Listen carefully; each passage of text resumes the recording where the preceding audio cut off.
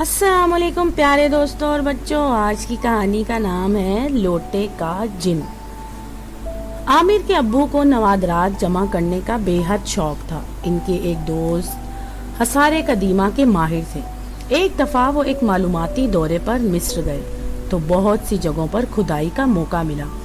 اس دوران انہوں نے پرانے زمانے کی بہت سی اشیاء دریافت کی، کہیں قدیم مصری ممیز، کہیں پرانے مقبرے، کہیں زیورات اور کہیں برتن وغیرہ۔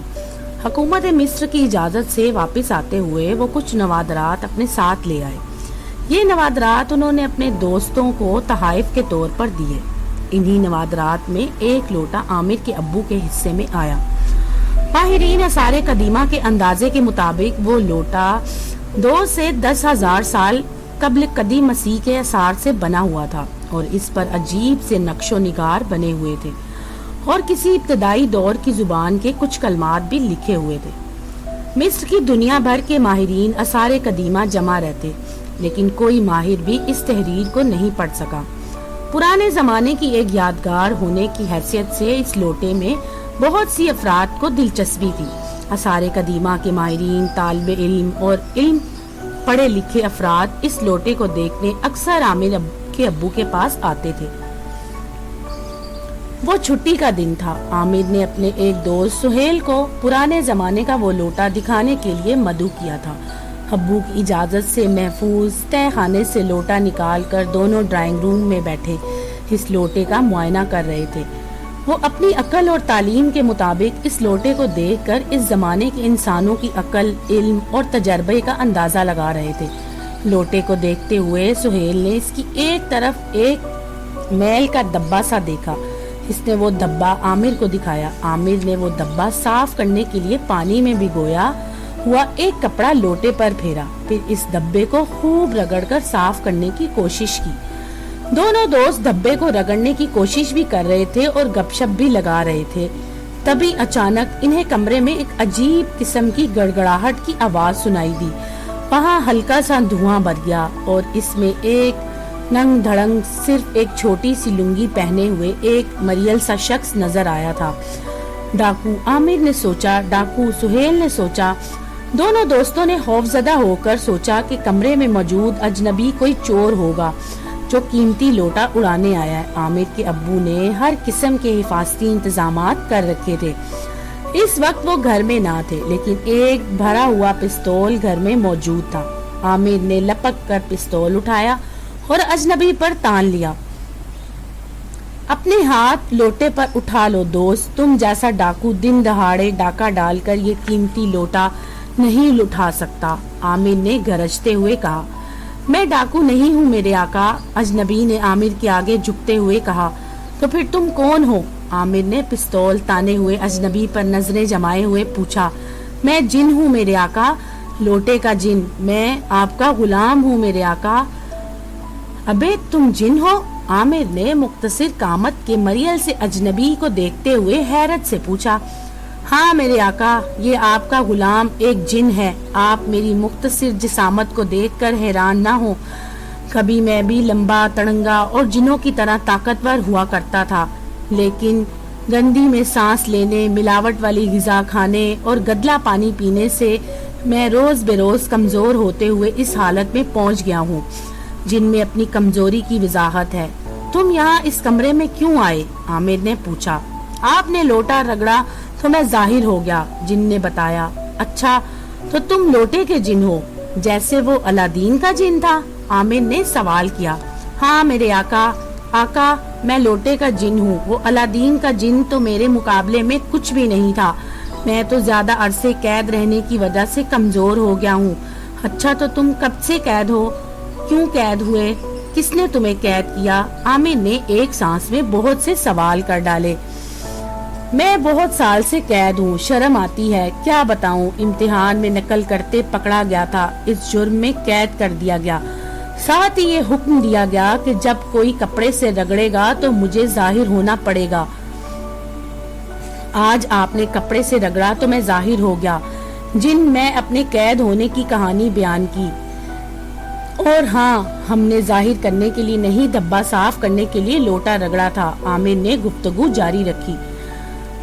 सीन से मुराद सुलेमान है, यानी हजरत सुलेमान अलैहिस्सलाम की तख्त नशीनी से शुरू होने वाला सीन।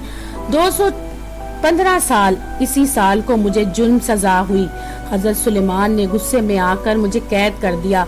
जिन ने आजिजी से जवाब दिया, देखो हमें यकीन नहीं है कि तुम कोई जिन हो, हमें तो तुम कोई चोर नजर आ रहे हो। हामिद ने गरजदार आवाज से गूंगी, नहीं मेरे आका, आप ऐसा मत सोचिए, आप मुझे आजमाइए, आप मुझे कोई हुक्म दीजिए। जिन ने एक बार फिर आमिर के सामने झुकते हुए कहा, अच्छा अगर तुम जिन हो तो हमें बहुत से पैसे ला कर दो। सुहेल जल्दी से बोला, क्यों ला कर दूं? मैं आपकी बात क्यों मानूं? जिन ने कदरे गुस्से से जवाब दिया, क्यों, तुम इनकार क्यों करते हो? आमिर ने पूछा, लोटा आपके हाथ में है, मैं आपका गुलाम हूँ, आप साहब का नहीं। जिन ने सुहेल की तरफ इशारा करते हुए जवाब दिया, अच्छा अच्छा मैं समझ गया, तो तुम मेरा हुक्म मानोगे, बस जल्दी से बहुत सारे पैसे ला दो। आमिर ने हुक्म दिया, बहुत बेहतर मेरे आका, जरा बता दीजिए बादशाह का महल कहाँ है? जिन ने मौदबाना लहजे में पूछा, ओए बेवकूफ, आजकल बादशाह नहीं होते। आमिर ने इसे समझाया, बादशाह नहीं होते? जिन ने हैरत से पूछा, अच्छा किसी सौदागर का महल ही बता दीजिए।